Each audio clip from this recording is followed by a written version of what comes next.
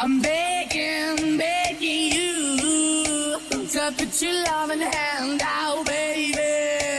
I'm begging, begging you to put your loving hand out, darling. I'm begging, begging you to put your loving hand out, baby. I'm begging, begging you to put your loving hand out, darling. To put your loving hand out, darling.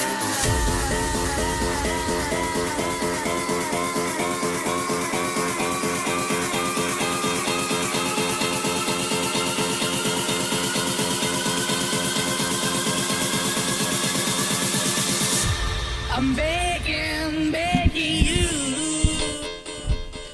Buenas tardes, como todos los lunes, aún hoy feriado. Esto es Estudio Abierto por Radio Cultura.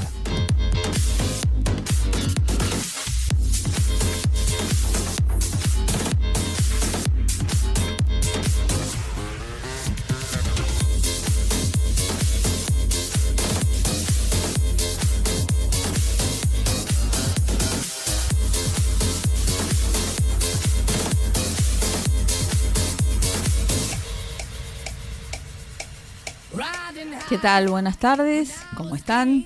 Como todos los lunes a las 6 de la tarde, Estudio Abierto por Radio Cultura. Bueno, hoy tenemos una mesa colmada de señores, no tenemos chicas, estoy yo nada más. ¿Cómo les va, chicos? ¿Cómo van? ¿Cómo vas, Charlie? ¿Qué tal, Mona? ¿Cómo estás? Otra semana con un programa muy intenso, como siempre, con alguna ausencia que vamos a saludar a nuestro querido Javier Simón, que lo han operado. Sí, por un temita personal. Un tema personal, una Javi operación viene, menor. de paso se toma unas pequeñas vacaciones, pero en unos días va a estar por acá de vuelta. Y bueno, y hoy nos acompañan, como siempre, Jorkin Medina. Muchas gracias, buenas tardes. Y Y su columna, la columna de medios tan Claro. esperada de Ricky Dolina. Muy bien. Que nos va a seguir ventilando aspectos y anécdotas del mundo de la televisión. Sí, hoy más sobre inteligencia artificial y el cine. Seguimos con la bien. hay un tema recurrente en el programa, ¿no? La inteligencia artificial vista desde otros ángulos, ¿no? Sí. Que realmente es vasto el tema, cada vez más amplio, cada vez se está incorporando más a nuestras vidas, en lo que sea, en lo que fuera o Todo. fuese. Y aún sin darnos cuenta, ¿eh? Sí. Antes vos googleabas algo y buscabas en lo que te ofrecía Google, y ahora lo primero que te sale es la opción. interpretación, la opción de la inteligencia artificial, Sí. que además es la primera a la que recurrís. Sí, O sea que Sí. sin querer ya lo Ya estás está, usando, ya la ¿no? tenemos en nuestra vida todo el tiempo, todo el tiempo. Hoy tenemos un día particular porque, como habrán visto en todas las redes, por suerte, se está recordando un nuevo aniversario más de la partida hacia la eternidad de Jorge Luis Borges, y hoy vamos a tener una linda columna en nuestro programa sobre eso. Tenemos una agenda de cultura interesante con una cantidad de cosas que se pueden hacer en Buenos Aires en junio y con el frío, pero saben que Buenos Aires no para, y aunque no lo tenemos a Javi Simón hoy, Jorge nos va a hacer una cantidad de recomendaciones. Así es. Y nosotros vamos a hablar un poco de cine, de un estreno, pero sobre todo de un autor particular como es Pedro Almodóvar, que saben que hay una nueva película de Almodóvar, bastante discutida. Vamos a hablar un poco de nuestra perspectiva sobre este autor. Y después tenemos que recordar, habrán visto en redes el tema de este trágico accidente que pasó en Brasil, justamente en el día de ayer, y lo mencionamos porque uno de los directores, una de las personas que viajaba, es Lucas Viñale, del que nosotros hablamos en nuestro programa, hablamos más de una vez, mencionamos su preciosa película que vimos en el Bafisi, El tren fluvial, la película que hizo con Toto Ferro. Nos parecía un cineasta con muchísimas posibilidades y perspectivas, y lamentablemente por este accidente de choque de helicópteros que aún no se explica, perdió la vida a los 28 años. Y bueno, se están haciendo eco diferentes instituciones del mundo. Hace un rato justamente me lo comentaba Pablo De Vita, que también está con su programa de cine aquí en la radio, que el Festival de Berlín se estaba haciendo eco de esto porque ellos tuvieron una importante participación en el Festival de Berlín con su película. Así que, bueno, una noticia que a la gente le sorprendió, y muchos hablan de el influencer que también estaba en el helicóptero, pero a nosotros nos toca de cerca esto, además los entes de cinematografía están recordándolo porque era un joven cineasta con mucho futuro. Una tragedia absurda que sacude el ambiente de la colonia, de la cinematográfica, un realizador realmente muy prometedor, una vida trunca, de una manera que, bueno, alguna vez aclararán qué fue lo que realmente pasó, pero bueno, son estas cosas que nos sorprende el día a día. Eran un grupo de chicos que además que dedicarse a la música, a hacer streaming y qué sé yo, pararon en Brasil por unos días porque se iban al Mundial en Estados Unidos y decidieron pasar por Brasil para hacer unos videos y bueno, la tragedia los sorprendió. Pero bueno, más allá de eso, tenemos un lindo programa. ¿Cómo vamos? Vamos ahora con la placa que nos va a presentar a Ricardo Dolina y su columna de medios.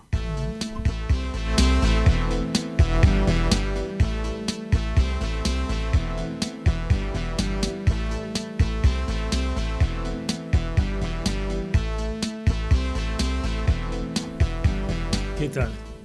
Bueno, hoy vamos a hablar acerca de qué es mejor, ser un buen actor o un buen prompt. ¿Viste? La inteligencia artificial y el futuro del cine, ¿no? La música, los actores. Y bueno, quería proponerles un ejercicio mental. Imaginen que estamos en Hollywood dentro de 20 años. Entonces se estrena una película, el protagonista es muy carismático, atractivo, actúa bien, habla perfectamente, 30 idiomas, nunca envejece, nunca se enferma, nunca tiene problemas contractuales, nunca llega tarde al set y nunca pide aumento, sobre todo. Nunca pide un seguro. Nada. Contra todo riesgo y 5 dobles. Claro, pero el detalle, no existe, nunca existió, es una creación de la inteligencia artificial directamente. Y aunque hoy parezca ciencia ficción, la industria del entretenimiento ya está discutiendo seriamente escenarios parecidos.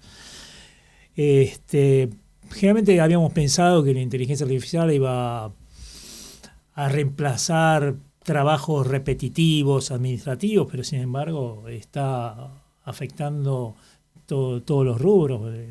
Capaz que en un futuro estudio abierto de inteligencia artificial. Y sí, ¿no? vamos a hacer todos pronto. Nos escanee, acá la emisora nos escanea a nosotros y después claro. Y seguimos hablando en eterno, ¿no? Por eso tenemos que firmar un contrato. Y a los operadores también. Y a los operadores también. No, pero ahí ya ponen un bot, como a vos te pasan los estudios de televisión. Claro. Ponen un bot que maneje todo, ¿no? Tal cual. Pero bueno, y entonces por eso acá aparecieron, por un lado, los sindicatos y los estudios, ¿no? Y bueno, la tecnología avanza más rápido que cualquier regulación. Entonces el sindicato de actores de Estados Unidos, que regula a los actores y a los locutores, está muy preocupado con este tema. Y bueno, hoy en día pueden escanear un rostro, capturar una voz, registrar expresiones faciales y generar una réplica digital exacta muy convincente. Pero la preocupación no es que parezca un robot actuando, sino que es que el estudio capture tu imagen, como decíamos recién, y que después la use indefinidamente, ¿no? A veces es el temor que tienen los artistas, ¿no? Que nosotros la otra vez en la columna de Carlos estuvimos mostrando lo que la Asociación Argentina de Actores de acá de la Argentina ya había emitido comunicados. Bueno, justamente para corroborar un poco lo que dice Ricardo, ¿qué va a pasar cuando sea el artista el que otorgue la licencia a cambio de una remuneración adecuada para que lo puedan hacer? Me imagino, vamos a suponer que el corto que vimos de la Asociación Argentina de Actores a Darín, bueno, mirá Ricardo, acá va a haber un Darín que salta, vuela todo, no lo hace un doble, lo vas a hacer todo vos, tu calle es este. Claro, pero por eso los que, dentro de todo, los que podrían llegar a salir más beneficiados en este tema son los actores. Claro. Pero no el resto de la industria. Porque está bien, te escanean a vos, te escanean a Mónica, me escanean a mí, fenómeno, me garpan. Pero después el resto de los operadores, como habíamos visto en la miniserie. Todo lo que es técnica. Claro, que necesitaban 70 tipos sí. para grabar un capítulo, unas escenas de una miniserie. Entonces, todos esos, ¿viste? Mirá, yo creo que eso es algo de tránsito rápido, que lo van a superar enseguida en cuanto a la creación de figuras. De hecho, el anime tiene muchas figuras que son artificiales, el grupo Gorillaz lo mismo. Sí, hace años que lo hace, fue una asociación. Sí. Entonces se plantea este problema. ¿Qué pasa cuando la figura es el dibujo, ya no se necesita de ese protagonista actoral real, sino bueno, puede ser una fantasía, una creación. Se van a terminar los grandes actores y después, ¿qué sigue? Claro. Las grandes simulaciones. Claro, por ejemplo, hace poco, en 2024, un cineasta, Horu Jackson, produjo Dead Club Vampires Benedict, que fue la primera película animada realizada con inteligencia artificial. ¿Y sabe cuánto costó? $405. $400. No se puede creer, ¿Y claro. cuánto facturó? Y no importa, lo que facture seguramente va a ser Millones, más. pero Va a claro, ser más. sí. Claro, pero vos fíjate, ya $400 el chabón, una película, un largometraje, ¿entendés? Y le llevó 5 meses en hacerla, 17.000 imágenes, pero es medio una película medio anime. Pero bueno, después también celebridades como Taylor Swift y Tom Hanks registraron legalmente ya sus identidades para protegerse al uso no autorizado de sus imágenes. Sí, hay actores que lo toman muy a la tremenda. ¿Se acuerdan que había pasado un caso de cuando se filmó Hair, que la voz era Scarlett Johansson? ¿Se acuerdan de esa película con Joaquín Phoenix? Y bueno, y después ella descubrió que su voz, que se había usado ahí con una especie de programa para hacer esto, se estaba usando para hacer publicidades de otro tipo y les hizo un juicio muy grande y se los ganó. Mira. O sea, pero esto fue ya hace tiempo, pero nadie esperaba que el salto cuántico que dio el tema de la inteligencia artificial iba a pasar ahora y se nos viene encima de una manera Y se nos terrible. viene encima de una manera terrible. Yo supongo, me imagino, un Tom Hanks que pueda hacer su próxima película, pero el Tom Hanks de 25 años. Claro, Sí, el de o sea, Náufrago. O anterior, el de... Sí. Está bien, pero ¿sabes qué pasa? Tom Hanks ahí va a cobrar una Claro, millonada de dólares, pero- sus herederos seguirán Por el cobrando. uso de imagen. Pero, Por derecho de imagen. y no va a ser él, Y no va a ser él, ¿o sí? pero el resto de la maquinaria es como que desaparece, así como desapareció el linotipista, también va a desaparecer. Bueno, sí, recuerden Bueno. cuando nosotros estábamos en gráfica, que empezamos en gráfica, todos esos oficios que estaban en los diarios, y eran muchos pisos de gente trabajando en gráfica y armando las cosas, todos esos oficios desaparecieron. Sí, yo lo veo en Crónica, donde era el estudio, donde estaban las rotativas. Hoy en día es el estudio de Crónica. Claro. Y después hay un piso que ahí están los redactores, que están unas computadoritas, y nada más. O sea, no es toda la infraestructura que a lo mejor Sí. tenía Bueno, antes un diario. justamente se terminó la El par en las redacción. rotativas El de par en las las películas rotativas ya no existe más. es Claro. un botón. O sea, y el espíritu de las redacciones también. Ya No, más, ya no está son más esa cosa monstruosa que había, pisos y pisos donde uno iba por áreas y bueno, ya está todo muy achicadito, ¿no? Incluso se mudan de los grandes edificios que tenían los diarios, ¿se acuerdan lo que era el edificio de la Nación? No, En el Bajo, y ahora La son... razón. que Bueno, sí. la razón, aparte de lo que hablábamos la otra vez, el tema de la sexta edición que desapareció y todas esas Claro. cosas, ¿no? Bueno, Sí, acá Crónica, por ejemplo, los diarios los manda a imprimir a otro que le imprime los diarios para ellos. O sea, eso en la redacción, redacta todo, lo manda. ya no hay más, claro. Listo, eso es otra cosa, no Sí. es lo que era antes. Y bueno, y después también con respecto a las canciones, también hace poco en Argentina se presentó Lumi 7, que es la primera cantante creada mediante Mira, inteligencia Leo artificial. dice sí, la Sí. conoce, Lumi, Leo fan, la es conoce. presidente del club de fans de Lumi. Yo no la escuché todavía. No, sí, yo había leído algo, pero no Sí. escuché Bueno, nada. creo que no nació en ningún barrio, no pasó por ningún conservatorio, no tiene infancia, no tiene anécdota, no tiene vida privada. Pero sin embargo tiene canciones con identidad visual, presencia pública y seguidores reales.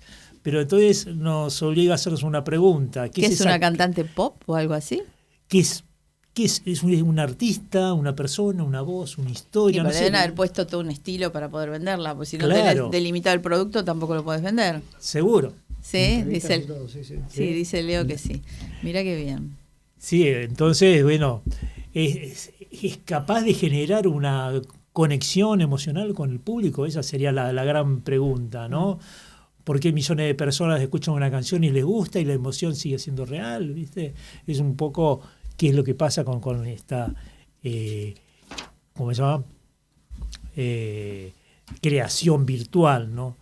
Pero bueno, el tema es que con respecto en Hollywood tengo acá una lista de todo lo que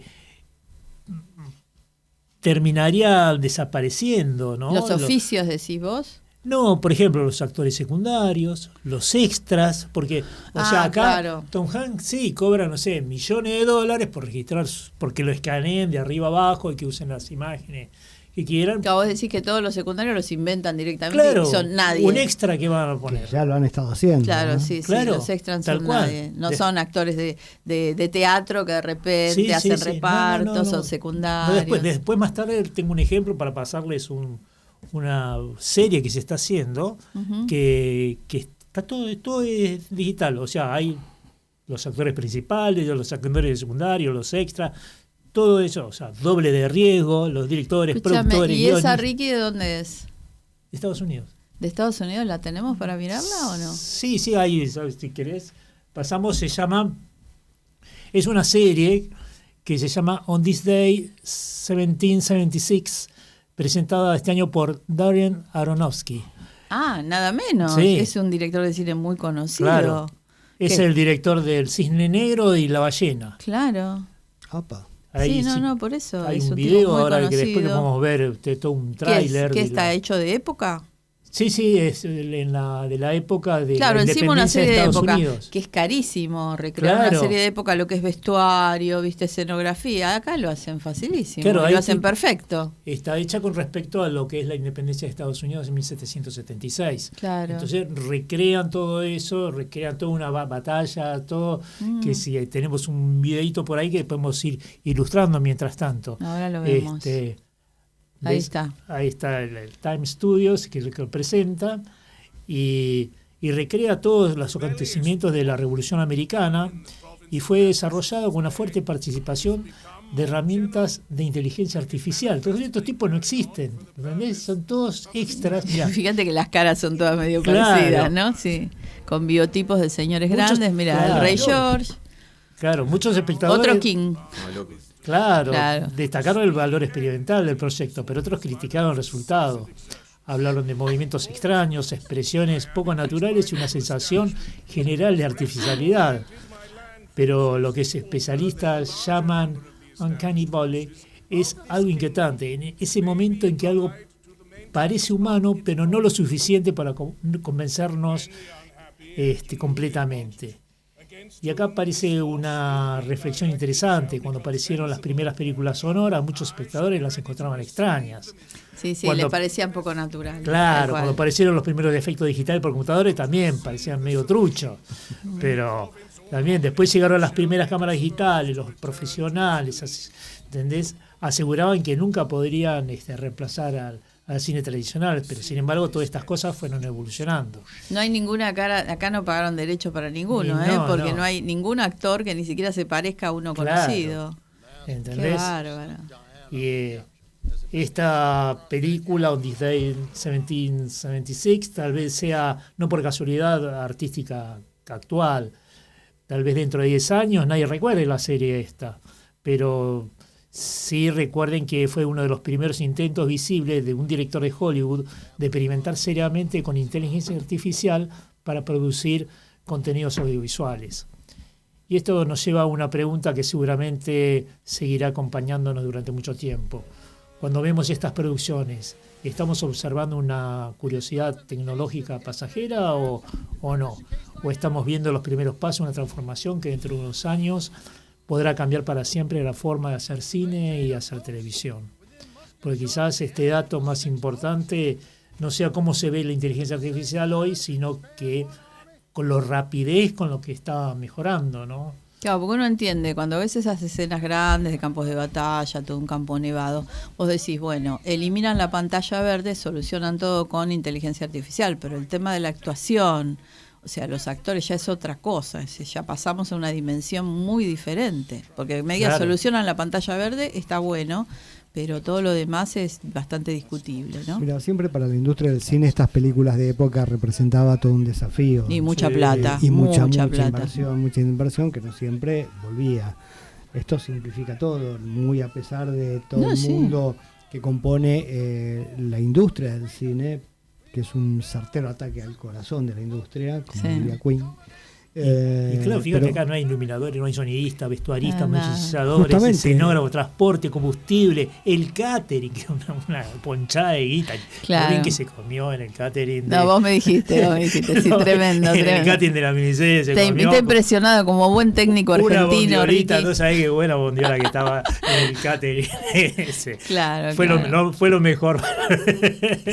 Seguro. Lo mejor. Pero no, seguramente, bueno, tendremos que adaptarnos a este tipo de cosas. Lo que pasa es que lo que mencionaban incluso en algunas discusiones después de los grandes festivales, y se dijo en los grandes festivales, como el cierre de Cannes y qué sé yo, que en realidad el cine de autor nunca va a desaparecer. No. Hoy vamos a hablar de cine de autor puro, como es el de Almodóvar. El cine de autor no va a desaparecer porque no le interesa esto del alto presupuesto, por más que manejan presupuestos más altos que los de cine común y muy independiente, pero necesitan la carnalidad del actor, necesitan, aparte de otra cosa que habíamos hablado la otra vez con respecto a los escritores, los guiones también se pueden hacer por inteligencia artificial, completamente. ¿Por qué llamaron acá a Aronofsky? Porque además hace cine de autor, y supongo que él habrá dicho, bueno, los guiones los vamos a hacer de esta manera, después que todo sea inteligencia artificial es otro tema. Por eso son muchos aspectos y los vamos a tener que ir revelando con el tiempo, ¿no? Pero siempre son temas de discusión. Hoy son temas de discusión, mañana serán naturalizados, ¿no? Supongo. Seguramente, pero Sí, sí. esto avanza y no Incluso- tiene un final programado ni nada por el estilo. Aparte, vos imaginate, pueden hacer la película que está doblada a 30 idiomas, pero por la misma voz del actor. No, sí, no Sería re necesitan loco. los doblajes O sea, en cada país. también, es terrible. chau con todo el director de doblaje, con todo. Sí. Chau. Y aparte va a tener la voz de De Niro, Sí, la sí, voz sí. de Tom Hanks. Sí, esto lo hablábamos en la edición Entiendo. pasada. Sí, exactamente, ¿Entendés? hablamos de ese tema. Así de una de que, las posibilidades que no terminamos bueno, de- seguiremos con estos temas. Y ahora creo que nos vamos a nuestro primer tema musical. Everybody loves somebody sometime. Everybody falls in love somehow. Something in your kiss just told me my sometime is now. Everybody finds somebody someplace. There's no telling where love may appear. Something in my heart keeps saying my someplace is here. If I had it in my power, I'd arrange for every girl to have your charm. Then every minute, every hour, every boy would find what I found in your arms. Everybody loves somebody sometime. And although my dream was overdue, your love made it well worth waiting for someone like you. If I had it in my power, I would arrange for every girl to have your charm.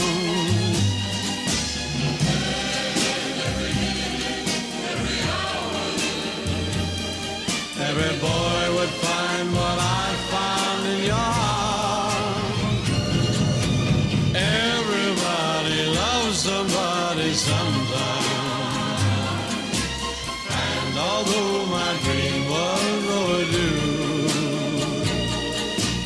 your love made it well worth waiting for someone like you.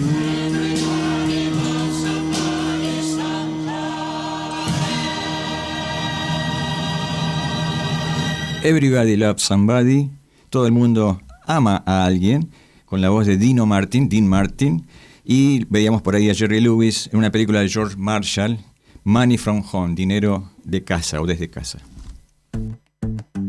La política es cultura, porque todo es cultura y porque somos radio. Radio Cultura. fmradiocultura.com.ar. Si disfrutás del cine europeo, las historias intensas, las miradas diferentes y el talento del cine contemporáneo, Eurochannel te ofrece cada día una cuidada selección de películas de toda Europa, thrillers, dramas y grandes producciones actuales. Eurochannel, el cine europeo que se siente. Disponible en Flow, canal 324.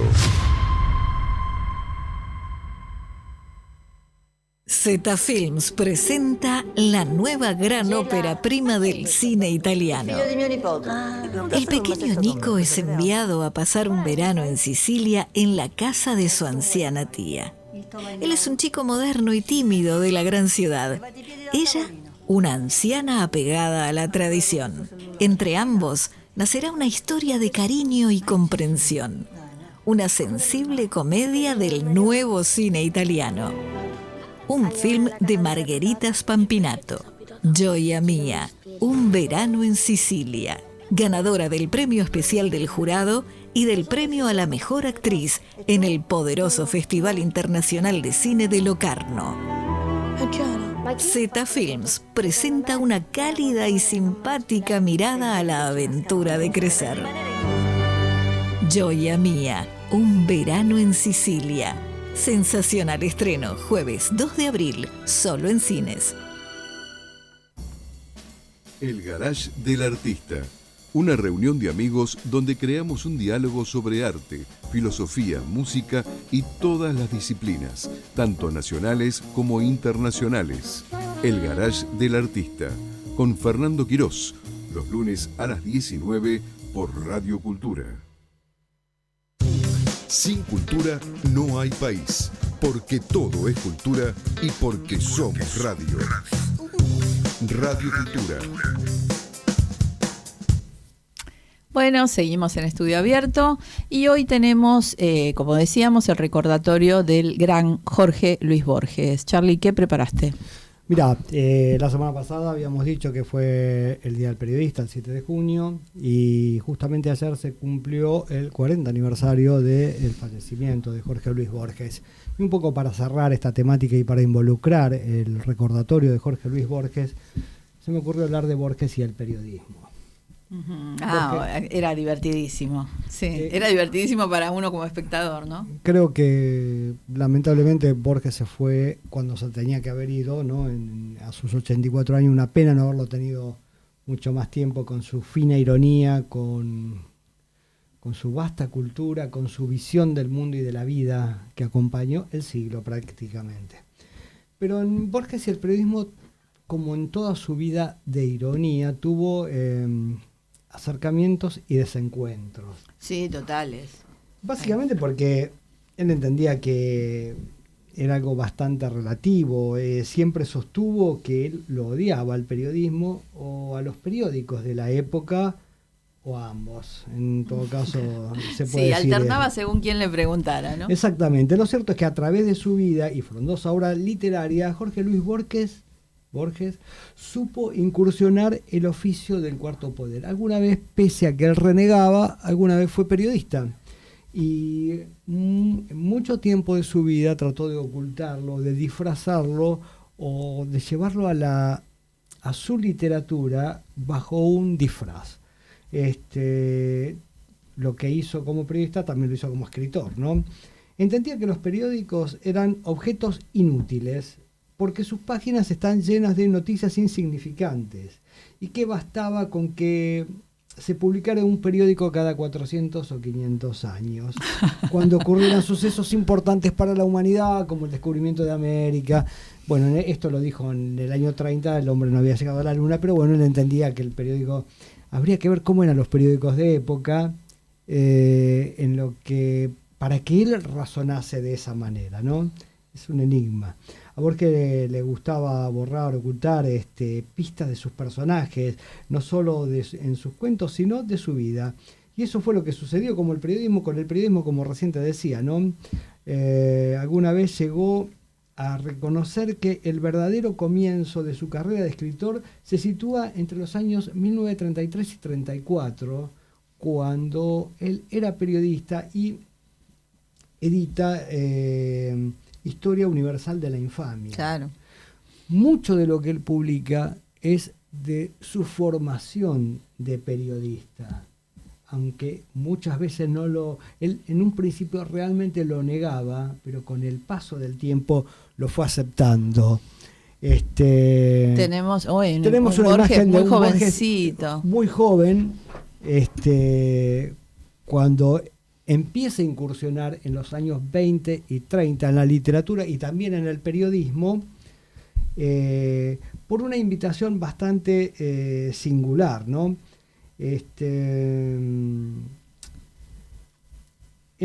Por aquellos años, el director del diario Crítica, Botana, que nosotros ya lo hemos mencionado lo varias mencionamos veces. justamente Sí. la semana pasada. Hablando de cultura, no podés no mencionar a Crítica y a Botana. Había ideado un suplemento cultural que se llamaba algo así como la revista multicolor de los sábados. Era algo en la que incursionaba en la literatura y donde necesitaba de gente muy idónea para poder dirigirla. Por eso recurre a Ulises Petit de Murat, que lo estamos viendo en la imagen, quien de alguna manera diseña el suplemento que va a acompañar el diario Crítica. El diario Crítica de Natalio Botana era un diario típicamente amarillista, de mucha información policial, deporte, fútbol y carreras. Tenía un perfil impresionante, claro, muy del porteño de la época, ¿no? Muy del porteño de la época, y que evidentemente él ve la necesidad de este suplemento cultural. Para complementar este suplemento cultural, Ulises Petit de Murat le sugiere que lo contrate a Jorge Luis Borges, a ese juvenil Jorge Luis Borges de 30 años, pasados los 30 años, para que lo acompañe. Y para Natalio Botana, Borges no daba ese perfil, porque él necesitaba de una persona que conociese el mundo de lo que era, lo que recién señalaba Ricardo, el mundo de la gráfica, de los linotipos, el mundo de los periódicos y no tanto del libro. Pero ¿no? de la génesis de cómo se hacía un diario, ¿para qué? Para ya tener claro qué títulos, qué letras, qué enfoque le podían dar a partir de resaltar determinados aspectos, qué dibujos iba a llevar ese suplemento. Entonces, lo que necesitaba era una persona avisada en eso. Petit de Murat confía en Borges, lo convoca, Borges acepta el desafío cuando ya empezaba a tener su fama como escritor, pero era bastante colgado para las responsabilidades. Aún así, acepta el desafío y realmente en el paso de los años queda registrado la comunión que él tenía en el diario Crítica con los empleados, con el personal de impresión y sobre todo con los periodistas que de alguna manera en muchos de sus escritos posteriores fueron elemento de inspiración para Borges, ¿no? Además, en otras épocas y en otros medios fue también un gran crítico de cine, hacía muchas críticas de cine, que eso sería. Pasa que Borges es un personaje tan carismático y tan que abarca tantos mundos, que uno podría hablar un día de Borges y el cine, otro día de Borges y el periodismo, otro día de Borges y los medios masivos de comunicación. Seguramente en algún momento lo vamos a volver a convocar, porque realmente la imagen de Borges con el paso del tiempo se acrecienta cada vez más, ¿no? Y Natalio Botana también lo veía así en aquellos años. Botana les exigía a sus directores de suplementos que al menos cada 2 semanas tenían que escribir algo. Los instaba que, bueno, tu función no solamente es seleccionar, sino tenés que hacer lo tuyo también. Y ese desafío Borges lo toma, y es justamente lo que le da la gimnasia periodística para poder después fundamentar de alguna manera muchas de sus obras. Él lo hace de muy agrado, y todo era casi como desafíos que tiraban, suponiendo que, bueno, que en algún punto podían no aceptarlo, pero siempre Borges, bueno, intelecto no le faltaba, ¿no? pero dio la talla y se sintió muy a gusto, aun cuando él después renegaba. Sí, renegaba de de haber sido... oficio de periodista y él decía que no, que él apenas era un escritor, ni siquiera de novelas. Con el paso de los años y la creciente reputación, Borges, si bien suavizó su relación con el periodismo y con su antecedente de periodista, siguió siendo bastante cáustico con la prensa. Sí, alguna vez se refirió diciendo que, bueno, que él, como mucho, había sido un colaborador ocasional, minimizando su actividad en crítica, que fueron varios años, ¿no? Pasado el tiempo, en una recordada charla que mantuvo con periodistas, promovida por la Sociedad de Distribuidores de Diarios y Revistas en agosto del año 79, bastante reciente y bastante posterior de aquel 1935. Y a los pocos años antes de que él falleciera. Exactamente. ¿No? En un diálogo con la prensa, en un muy rico y muy interesante diálogo con la prensa, le preguntaron a Borges cuál era el límite que él encontraba entre el escritor y el periodista. Borges, irónico como siempre, respondió: bueno, yo no sé si el periodismo debe ser celebrado, yo creo que no. Ya sé que decir algo así es una herejía, pero bueno, tengamos paciencia, quizás algún día desaparezca el periodismo. Borges ríe y luego se disculpa. Es mejor que eso no ocurra enseguida, ya que ustedes se van a quedar sin trabajo. Siguen las preguntas, pero hay grandes escritores, le preguntan a Borges, hay grandes escritores que han sido periodistas, como usted mismo. Y Borges responde: es cierto, Bernard Shaw, por ejemplo. En cuanto a mí, yo he sido periodista, es cierto, pero no soy un gran escritor. Bueno, sabiduría pura. Cuando le preguntan si encontraba diferencia entre periodismo y literatura, Borges respondía: sí, son disciplinas distintas. La literatura se nutre de la imaginación, de la invención. El periodismo se dedica a hechos reales y a veces a inventar hechos, lo cual es otra forma de la inventiva también. Ahora yo creo que el periodismo se parece peligrosamente a la literatura. Toda una reflexión de un periodismo que sigue con sus vicios hasta el día de hoy, tal como lo señalaba Borges.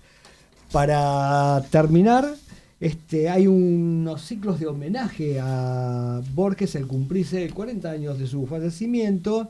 Esta noticia las extrajimos de Infobae, que nos informa sobre una exposición Borges, Ecos de un Nombre, en la sala Cronopio del Centro Cultural Recoleta. No fuimos, pero me dijeron que está excelente, excelente. Pero toda esta serie de actividades van a seguir en bares, en lugares destacados de la cultura, con distintos tipos de homenajes y proyecciones del gran y querido en el tiempo Jorge Luis Borges. Bueno, lindo homenaje, y de Borges vamos a seguir hablando siempre.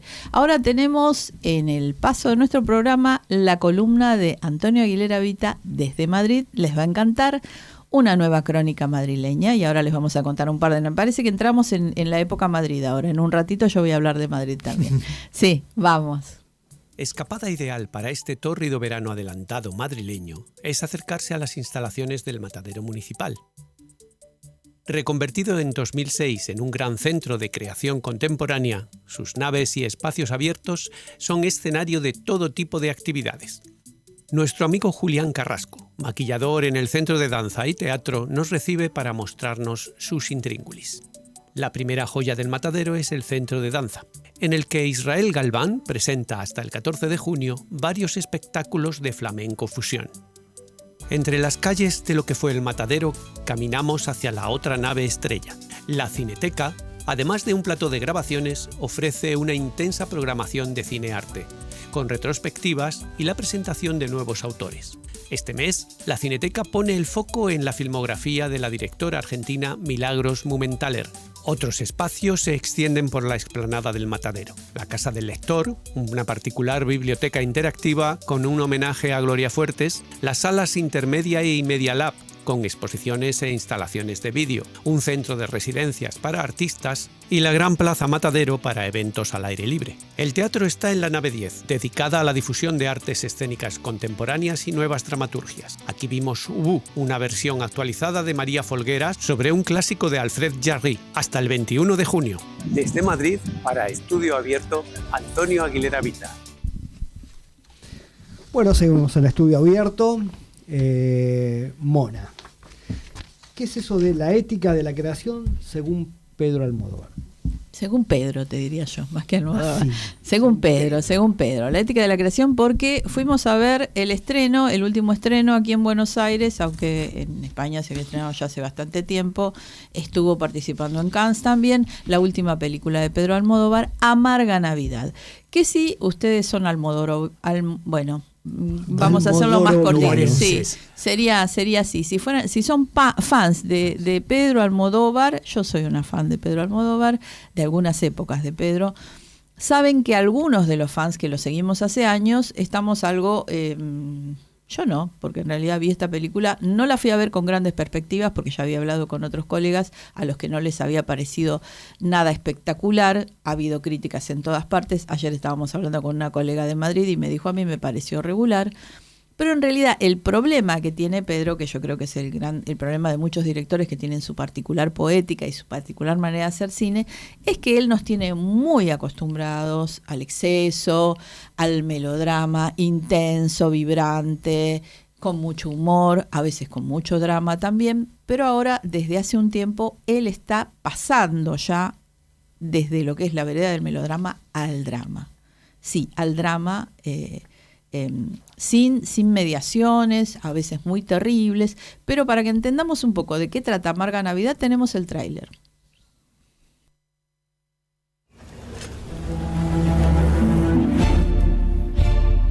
¿Me quito el albornoz? Cuando quieras. Está todo casi listo. Vale. ¿Y qué tengo que hacer? ¿Qué significa lo del culto? Directora de culto. ¿Perteneces a alguna secta?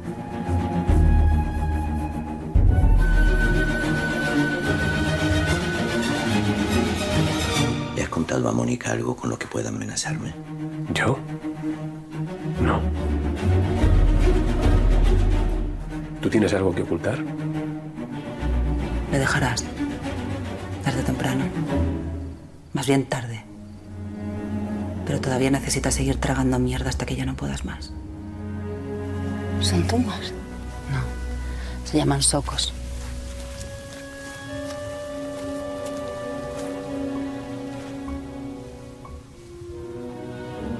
Son maravillosos. Perdona, es que en el pueblo vivo con una salvaje.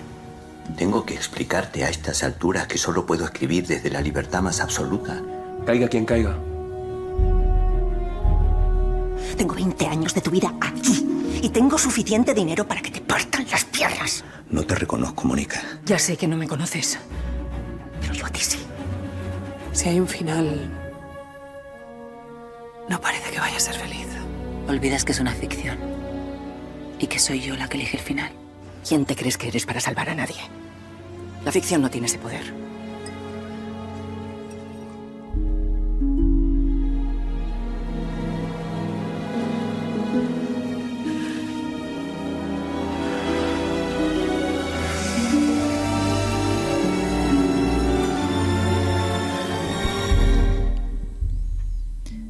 Ahí está. Bueno, ese es el tráiler. Como ven, los créditos siempre son una maravilla. Uno empieza viendo los créditos y se acuerda de los créditos de Hitchcock, de Bernard Herrmann, la música de Alberto Iglesias. Pedro Almodóvar tiene un equipo de colaboradores que están en casi todas sus películas. En este caso, volvemos a encontrarlo con Sbaraglia.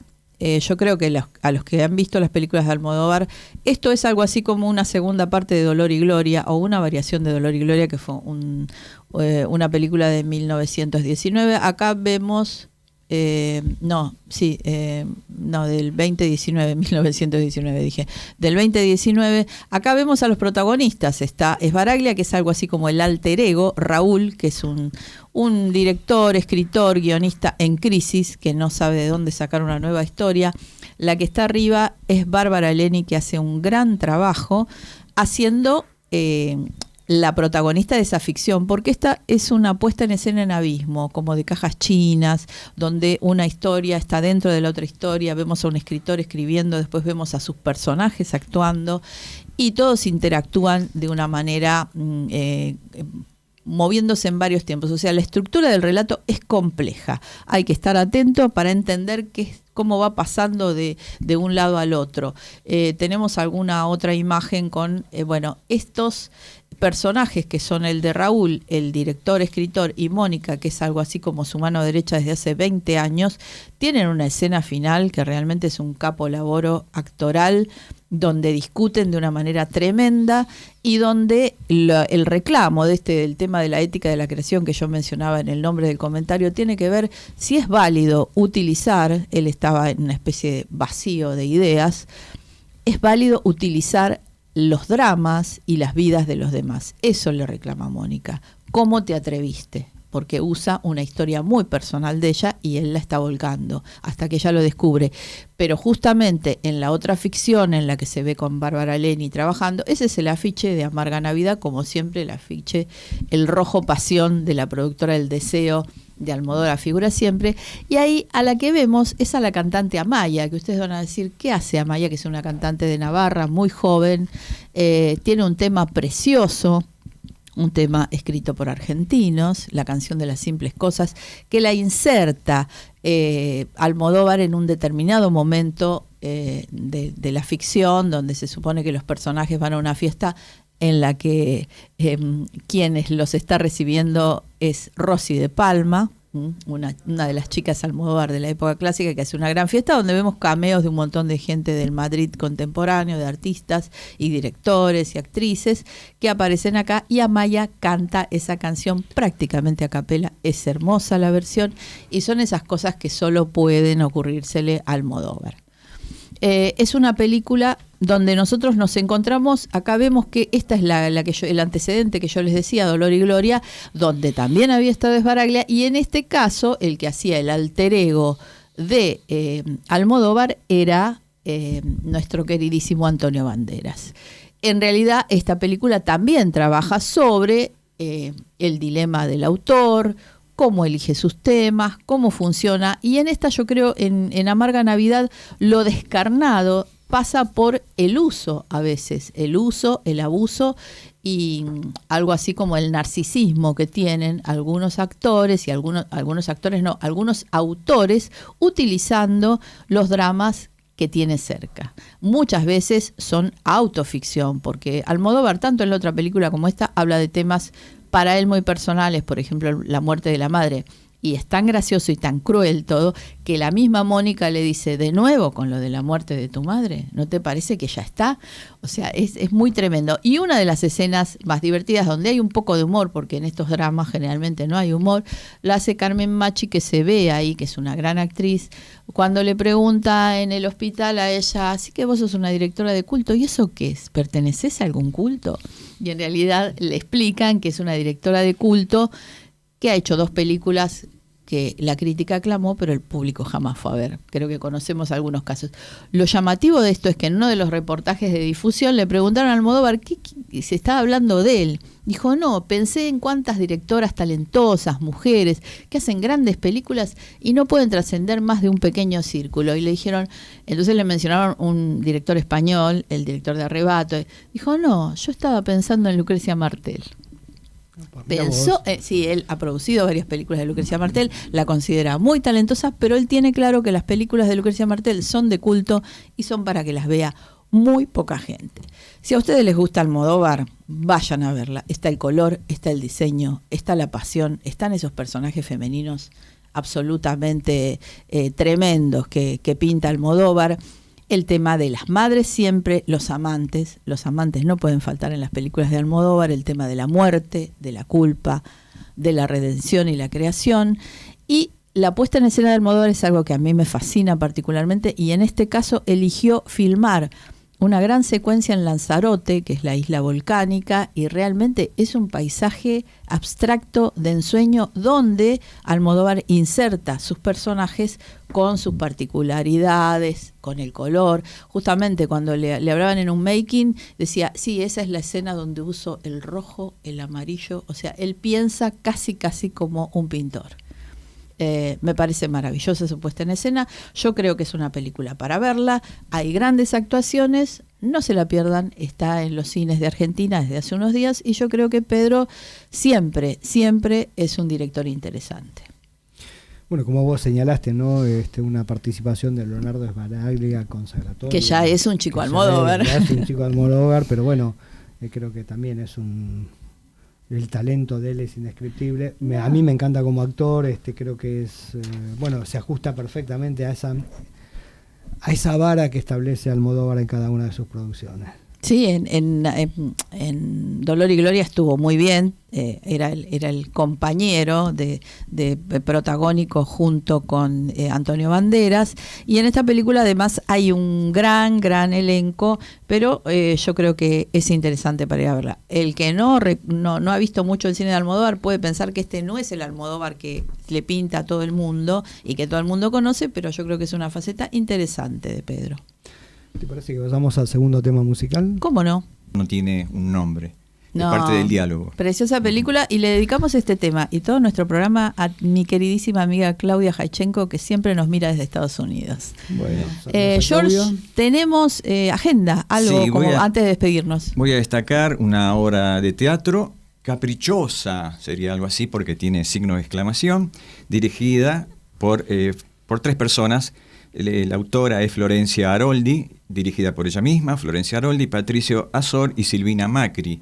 Es una comedia negra, con humor negro, sobre la familia, la memoria y el hambre de amar o el hambre del amor. En 3 actos, el segundo acto protagonizado por nuestra actriz favorita, Natalia Rey, en el primer acto Thalía Costa y en el último acto Mirta Mato, entre un gran elenco. Las entradas se pueden conseguir por Alternativa Teatral. ¿Esto dónde es? En el Tadrón, o Teatro Tadrón, de la calle Niceto Vega, al 4802.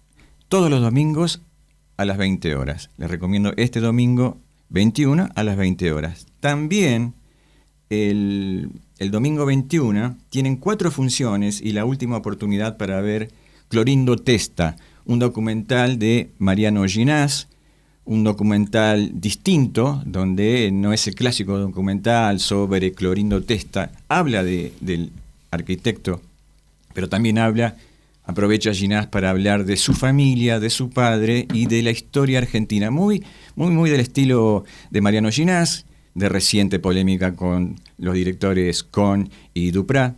La entrada es gratuita. Es este domingo 21 de junio, repito, es más, puede verlo usted miércoles, jueves, viernes, sábado y domingo. Pero bueno, hice hincapié con el domingo. El Centro Cultural Borges, que está en Viamontes, todos conocen, ¿no? Viamontes 525, Viamontes y Florida.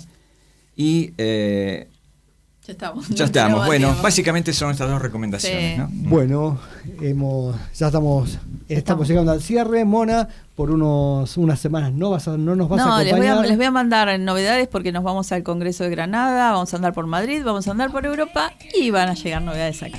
Muchas gracias a Leo Justi, muchas gracias Ricardo, George. Será hasta el lunes que viene.